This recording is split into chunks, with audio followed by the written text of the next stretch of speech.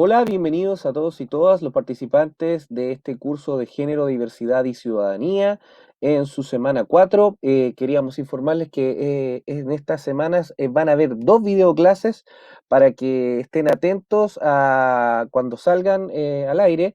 En esta semana nos abocaremos principalmente a estudiar la violencia de género y derechos humanos de las mujeres, cuáles han sido los principales conflictos que sufren las mujeres, cuál ha sido el contexto de violencia, si eso varía de acuerdo a los estratos sociales o se mantiene más o menos estático, cuáles han sido los avances en estos temas. Y para eso nos encontramos con una académica que es Paula Vargas Reyes.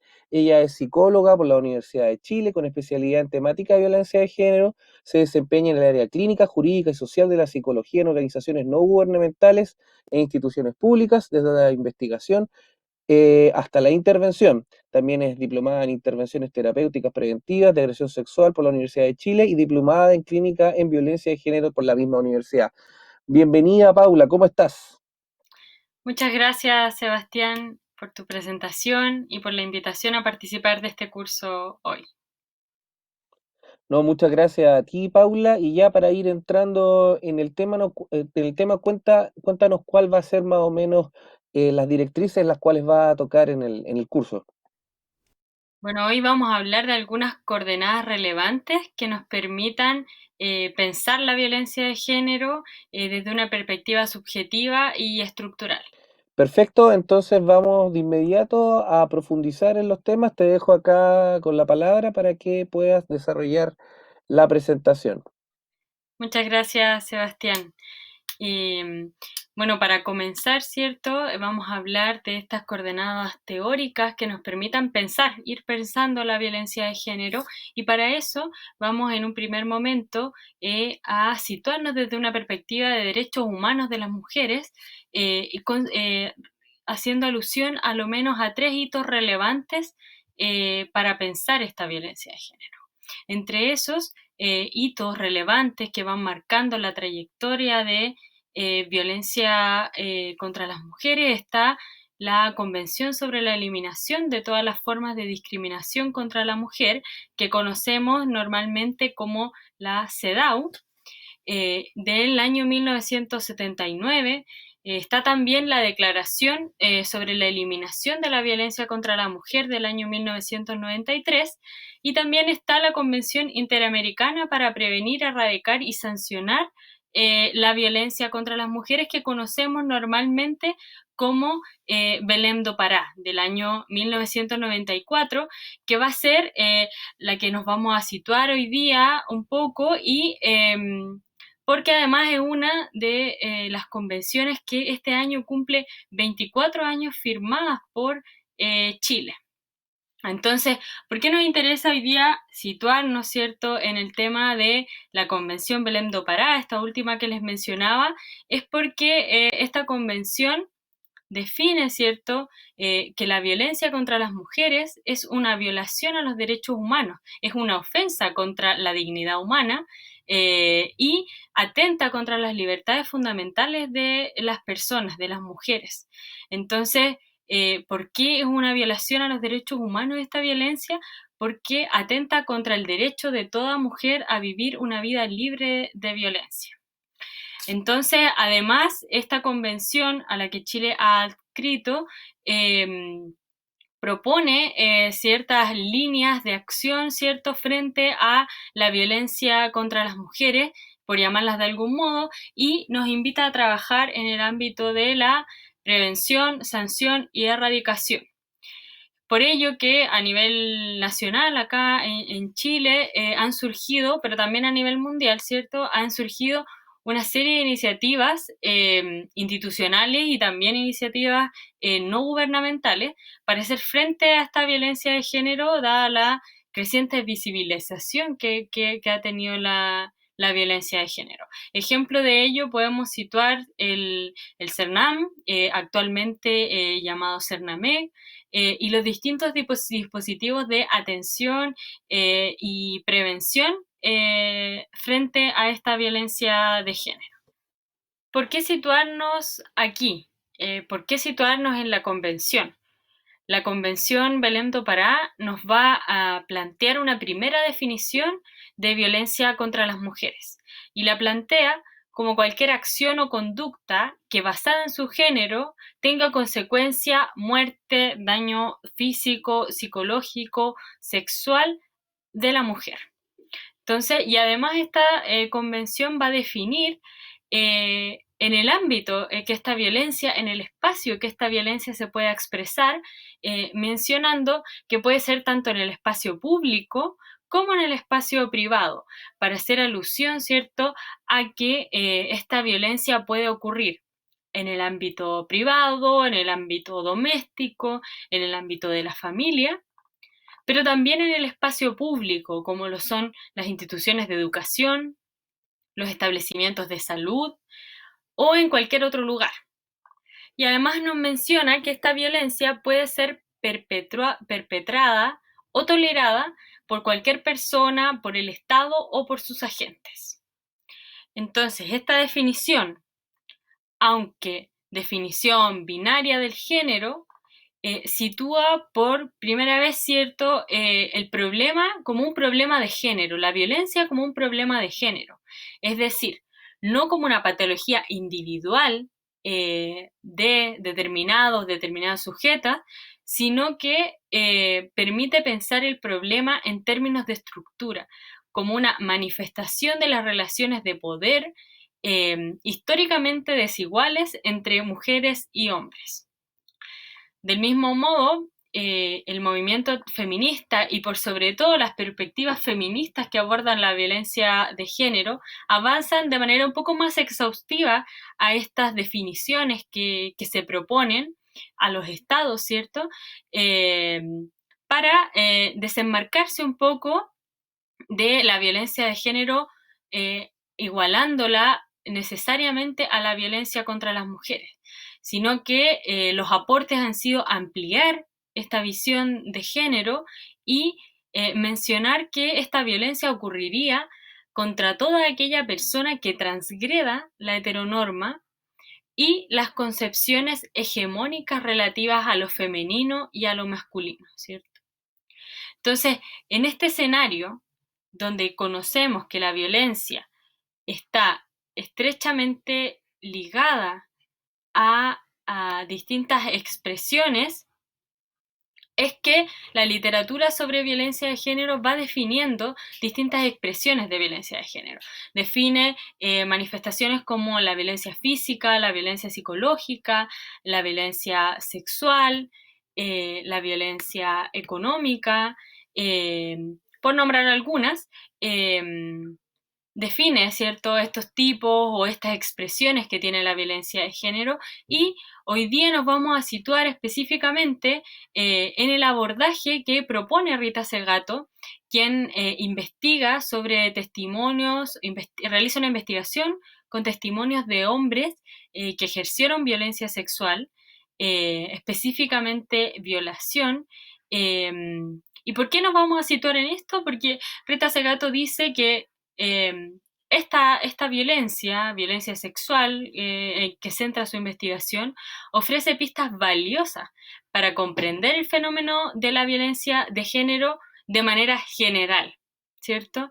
Entonces, ella lo que realiza es realiza una investigación, como les decía, con hombres encarcelados, no solo hombres que ejercieron esta violencia de género, sino que hombres que estaban encarcelados por este delito.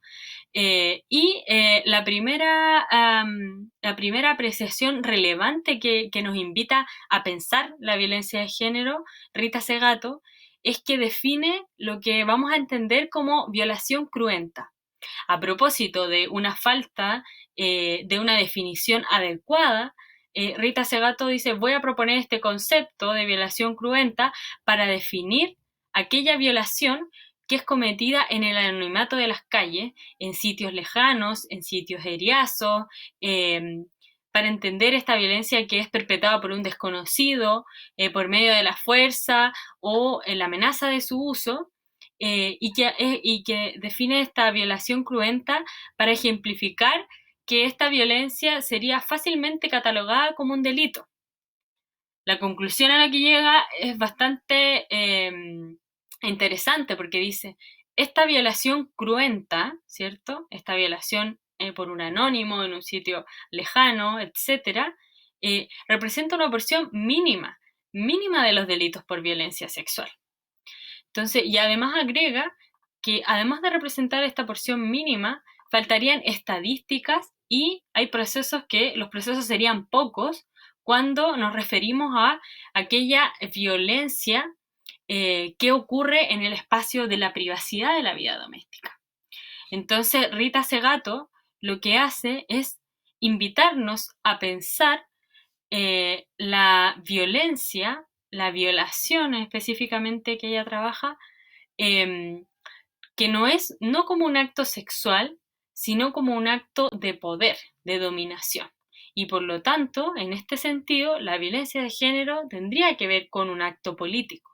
Entonces saca de la escena lo divinal de la violencia, ¿cierto? Y ubica el problema político que hay en la violencia de género. Entonces, ¿por qué? ¿Por qué pensar en un problema político en la violencia de género? Dice Rita Segato, porque esta violencia no es exclusiva ni se debe de manera exclusiva a patologías individuales, a la biología, tampoco va a ser resultado automático de la dominación masculina, sino que esta violencia de género tiene lugar en la estructura de género. Y aquí la autora acuña la idea de mandato, el mandato de la violación, dice ella, para referirse a la violación como la condición necesaria para que se reproduzca el género, para la producción del género como estructura de relaciones entre posiciones marcadas, dice. Entonces, donde el sujeto, porque ella habla de sujeto masculino, suele ser un hombre que comete la violencia contra quienes muestren signos o gestos de feminidad. Entonces, lo que nos permite también pensar, ir pensando la violencia, la violencia de género de manera más amplia, entender el género como de esta definición que hace Rita Segato respecto de sujeto masculino y aquellos cuerpos que son feminizados finalmente. Entonces, para la autora, la violencia sexual es un acto expresivo, es más bien un crimen o un acto expresivo por un medio sexual. ¿Qué quiere decir esto? Que como acto enunciativo, esta violencia da un testimonio. Y este testimonio dice dos cosas, dice ella. Una a la mujer y otra a los otros hombres.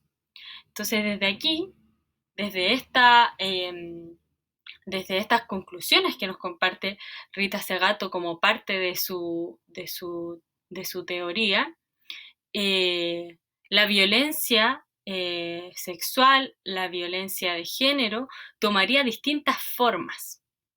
Dentro de esas formas, una es lo que se dice a una mujer, ¿cierto? Entonces, ¿qué se dice a una mujer? Dice Rita Segato que esta violencia podría tomar la forma de crimen, de castigo o venganza contra una mujer, contra aquella mujer que salió de su lugar, salió de la posición subordinada que ocupa en la estructura de las relaciones, ¿cierto? Por ejemplo, pensemos en la violencia político-sexual, ¿cierto? Ejercida hacia mujeres que no enmarcaban dentro del rol social esperado para la época y que también ocurre en la actualidad, donde ocupamos el espacio público, ¿cierto? Como para la manifestación. Eh, la autora da ejemplos de uno de sus entrevistados en la cárcel y menciona que para ilustrar esta idea anterior, dice que él le menciona, solo la mujer creyente es buena, haciendo alusión entonces que solo la mujer creyente merece no ser violada porque no ha salido del lugar que le confiere la estructura de las relaciones. Y por otro lado dice, hay otras formas que toma la violencia y dentro de esas formas también es qué le dice a los otros hombres esta violencia de género. Y en este eje horizontal, la violencia toma la forma de agresión o afrenta contra un otro. Es decir, la violencia de género envía un mensaje ahora no hacia la mujer, sino que hacia otros hombres, como un insulto, como algo que le ofende, como algo que atenta contra la dignidad de ese otro hombre, ¿cierto? Contra su honor, donde lo que se busca es desafiar ese poder de ese otro hombre. Y por otro lado, como una última forma, dice Rita Segato, también esta violencia puede tomar una forma de demostrar la virilidad ante una comunidad de pares. ¿Qué quiere decir esto?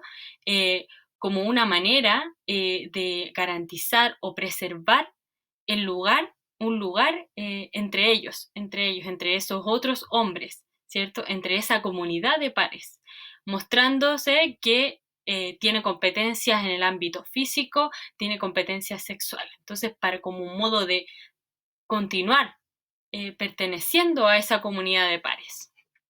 Entonces quise traer hoy día eh, estas imágenes de la performance que se realizó eh, por el colectivo Las Tesis, que fue reproducido a nivel nacional, a nivel mundial, que tuvo una amplia acogida por parte de las mujeres. Eh, Esta performance de Un violador en tu camino es interesante pensarla acá, en la obra de Rita Segato, porque el colectivo Las Tesis menciona que eh, la teoría que ellas conocieron de Rita Segato, también fue inspiración para la letra de Un violador en tu camino. Entonces nos muestra cómo la teoría puede pasar a la práctica y también invita a pensar cómo esta práctica ha hecho tanto sentido, hizo tanto eco en las personas, que fue de manera intergeneracional, ¿cierto? Iban personas en familia, generaciones de mujeres de distintas edades, ¿cierto? Eh, que ha convocado de manera significativa. Entonces nos invita a pensar esto en términos de una performance que ha calado muy hondo, ¿cierto?, en la ciudadanía, en el fondo. Entonces, ahora bien, yo quería invitarles a mirar otra perspectiva, desde otro foco, podríamos llamarlo así, que nos invita a pensar Inés Herkovich. Inés Herkovich no solo nos invita a pensar respecto de la violencia de género y lo que allí ocurre, y lo que ocurre a posterior también, sino que interpela a pensarnos respecto a las respuestas del entorno frente a la violencia de género y cómo éstas juegan un rol en el entramado estructural y subjetivo. Entonces, a diferencia de la autora anterior, Inés Herkovich investiga con testimonios de mujeres que vivieron violencia sexual. Ahora estamos, ¿cierto?, desde el otro ámbito, ¿cierto? Rita Segato, ella investiga con hombres que fueron encarcelados por el delito de violencia sexual, y Inés Herkovich, desde esta otra mirada, investiga con testimonios de mujeres que vivieron esa violencia sexual y plantea algunas interrogantes relevantes para ir pensando en la violencia sexual, en la violencia de género. Entonces dice, ¿por qué las mujeres no denuncian? Y para ir respondiendo a esto, ya, entonces dice, ¿por qué las mujeres no denuncian? Y lo que llega a conclusión Inés Herkovich es que hay una construcción del silencio sustentada en significaciones colectivas. Por ejemplo, define tres de ellas. Una tendría que ver con lo que entendemos, ¿cierto?, por sexualidad femenina y sexualidad masculina, el poder de las relaciones heterosexuales y la naturalización de la violencia. Estos tres elementos serían relevantes para pensar en la construcción del silencio que ocurre cuando una persona, cuando una mujer, en el caso de las investigaciones de Inés Jerkovich, ha vivido violencia de género. ¿Qué ocurre ahí? Que se construye un silencio en torno a la experiencia de violencia sexual y las mujeres normalmente, o lo que esta investigación nos muestra, no relatan su vivencia, ¿cierto? Cuesta mucho poner palabras a esa vivencia. Entonces, dice ella, comparte lo que vimos anteriormente con Rita Segato y concluye que las violaciones no ocurren como realmente las imaginamos, dice ella. Las violaciones reales casi nunca coinciden con las ideas colectivas que tenemos de la violación, como aquella que ocurre en un lugar lejano, por un desconocido, lo que Rita acuña como violación cruenta, dice Inés Jerkovich, produce un resultado, ¿cierto? Que esta violación real no coincida con la violación como símbolo social, las ideas que nosotros tenemos, las ideas colectivas que tenemos respecto a la violencia de género, dice, esto genera un resultado y un resultado no menor, porque lo que genera es una imposibilidad de reconocer las violaciones como tales. Entonces, la consecuencia de esto, de esta diferencia, ¿cierto? Es que nos cueste reconocer, reconocer como sociedad, ¿cierto? Aquellas violaciones que ocurren en los círculos más cercanos, que ocurren en la pareja, que ocurren en la familia, que ocurren con una persona que anteriormente se tuvo un vínculo, ¿cierto? Dificulta e imposibilita ese reconocimiento, el ponerle palabras a esa experiencia. Porque en este marco de comprensión se genera como un círculo vicioso eh, que produce y confirma la inexistencia del problema de la violencia de género. Porque dice Inés Jerkovich que este obstáculo que cruzan las mujeres que han vivido violencia de género eh, es muy relevante, ¿cierto? En esta también construcción del silencio, ¿cierto? Es muy relevante porque invita a pensar entonces qué se puede decir, qué se puede nombrar, cómo nombrar la violencia de género. Entonces dice ella que además de este primer obstáculo que cruzan que en el trayecto, las mujeres que han vivido alguna situación de violencia de género, hay un segundo obstáculo que tendría que ver con la reacción inmediata y que tendría que ver con la reacción que tienen las demás, la comunidad frente a la sociedad, frente a la violencia de género. Y dice que este segundo obstáculo tiene que ver con que reaccionamos emocional de manera inmediata frente a la violencia sexual y que ocupamos algunos mecanismos imaginarios para defendernos del horror, de la angustia que nos produce escuchar estas vivencias de violencia de género, violencia sexual, dice Rita, o sea, dice Inés Jerkovich. Entonces dice, por una parte, lo primero que aparece es al escuchar, ¿cierto? Al conocer algún relato de violencia de género, es la condena moral que hacemos al violador y la compasión por la víctima. Entonces, lo que hacemos, ella hace una metáfora de subir y bajar el volumen de la radio. Entonces dice, en este primer recurso que utilizamos para defendernos de esta reacción, de este horror que puede producir, ¿cierto? Es que le subimos el volumen a aquellas cosas que nos hacen pensar eh, que le creemos a la víctima, aquellas cosas que nos permitan victimizar a la víctima, como dice ella, como una manera de creer en su vivencia, en creer en esa vivencia que relata.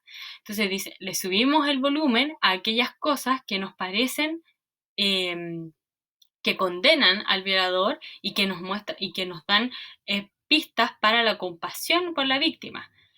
Por ejemplo, que tenía un arma, que estaba en un lugar solo, etcétera. Como la idea que tenemos que describíamos anteriormente sobre la violación cruenta. Le subimos el volumen a todas esas cosas que funcionan como un imaginario de la sociedad, ¿cierto? Y reacción seguida, dice Inés Herkovich, ocurre la trivialización de la violencia, que lo que hace es apaciguar el horror inicial, ¿cierto? Al conocer esta experiencia, y la carga va quedando en quien ha vivido la violencia de género, y además se diluye la responsabilidad de quien la agrede, porque lo que dice acto seguido, lo que ocurre es que culpabilizamos a las víctimas y ocurren preguntas tales como ¿y por qué se fue con él? ¿O por qué andaba a esa hora en ese lugar? ¿Por qué ocupaba esa vestimenta? Etcétera. Una serie, le subimos el volumen, ¿cierto? A esas cosas que nos hacen dudar, que nos hacen culpabilizar a la víctima para, ¿cierto? Ambos recursos, dice ella, ambos recursos, tanto la victimización de las víctimas como la culpabilización de las víctimas, son recursos o obstáculos que utilizamos como mecanismos para defendernos de los hechos que nos producen angustia, miedo, horror, ¿cierto? Y lo grave de esto es que interpela a lo que hablamos en un inicio. A por qué, entonces nos preguntamos, ¿por qué las mujeres callan, cierto? ¿Por qué? Dice la autora, callan porque tienen miedo a la respuesta que se tenga frente a la violencia de género. Entonces, ella propone que tendríamos que tener mejores respuestas para dar, ¿cierto? Porque da un punto importante, hace hincapié importante en cómo la respuesta que vamos teniendo como sociedad va impactando, ¿cierto? En cómo las mujeres son capaces o no, ¿cierto? De relatar sus vivencias, de ir elaborando esa experiencia de violencia de género. Entonces, ella propone que una de las formas que a ella le ha resultado es hablar, hacer hablar, ¿cierto? Pero también, por sobre todo, relevar la voz de las mujeres y escuchar lo que tienen para decirnos respecto de esa experiencia.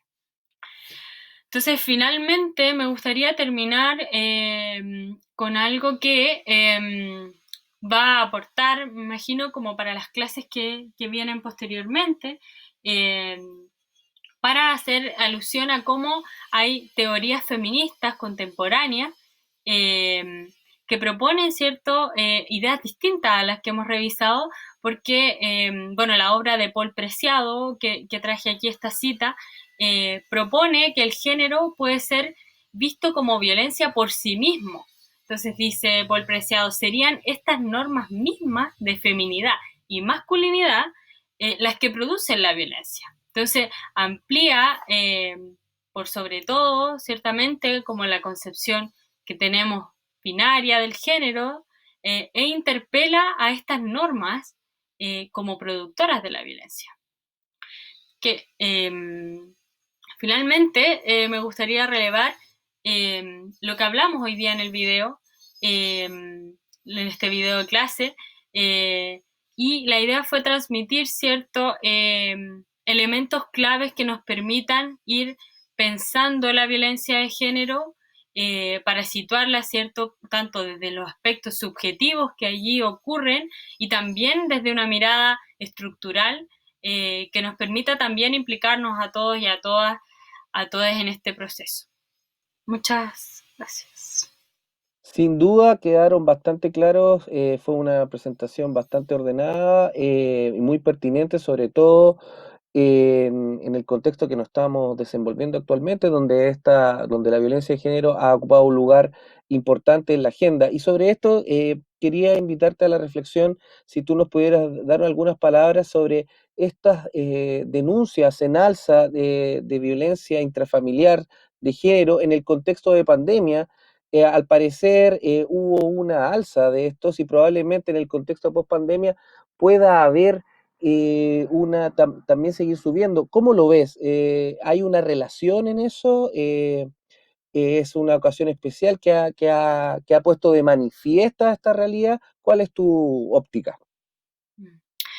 Muchas gracias, Sebastián, por la pregunta. Bueno, en este rato que tenemos para seguir conversando, claro, recoger lo que tú mencionas respecto al aumento creciente, al aumento de la violencia de género en el contexto de pandemia, el aislamiento social que estamos viviendo se ha trasladado a los distintos ciertos espacios en los que habitamos, la violencia de género fuertemente es ejercida, ¿cierto?, en su mayoría por personas conocidas en el ámbito intrafamiliar, en el ámbito educativo, etcétera.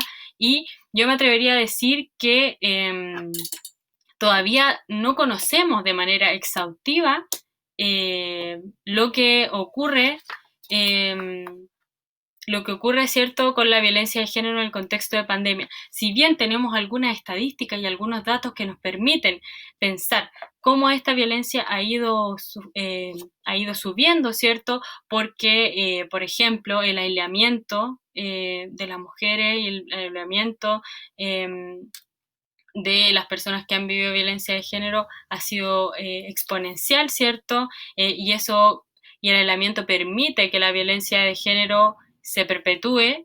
Eh, no, desconocemos, más bien diría yo, eh, cómo en la práctica se está viviendo esta violencia. Eso sería como algo relevante a mencionar. Y por otro lado, algunas formas, como decías tú, como de enfrentar esta violencia de género, tienen que ver principalmente con ir tejiendo redes comunitarias con quienes nos relacionamos para ir rompiendo con este aislamiento que el confinamiento ha aportado. Yo creo que todavía no tenemos información certera de cómo la violencia de género en el contexto de pandemia ha ido tomando distintas formas. Por ejemplo, en el espacio educativo, en el ámbito virtual, cómo esta violencia se ha ido expresando, o no es porque no existía antes en el contexto digital, sino que cómo ahora con el uso de las tecnologías comunicación, ¿cierto?, de manera mucho más fuerte, esta violencia se ha trasladado a estos espacios con mayor medida. Yo creo que es algo que todavía no conocemos a cabalidad, pero que algunas de las claves interesantes para ir enfrentando esta violencia de género es ir tejiendo redes de manera comunitaria que nos permitan ir rompiendo con el aislamiento y el control que se produce en la violencia de género. Sin duda, bueno, esto es un llamado a generar conciencia entre todas las personas, no solamente las mujeres, sino que también los hombres, bueno, toda la diferente diversidad que se puede presentar en la sociedad sobre un fenómeno que lamentablemente ha ido al alza, pero esperamos que si justamente la orientación de este curso es generar conciencia a través de la profundización de estos temas, podamos combatirlo de alguna manera. Te agradecemos de nuevo, Paula, por tu exposición y hacemos un llamado a las personas que participan en este curso que se metan en las diferentes instancias que tenemos, los foros, los procesos de retroalimentación y que revisen el material escrito que está disponible en todas nuestras plataformas para seguir construyendo una buena experiencia de este curso. De nuevo, a nombre de la Universidad Abierta de Recoleta, te agradecemos, Paula, y nos veremos de nuevo en otra ocasión. Chao, Sebastián, que estés muy bien. Chao a todos y a todas.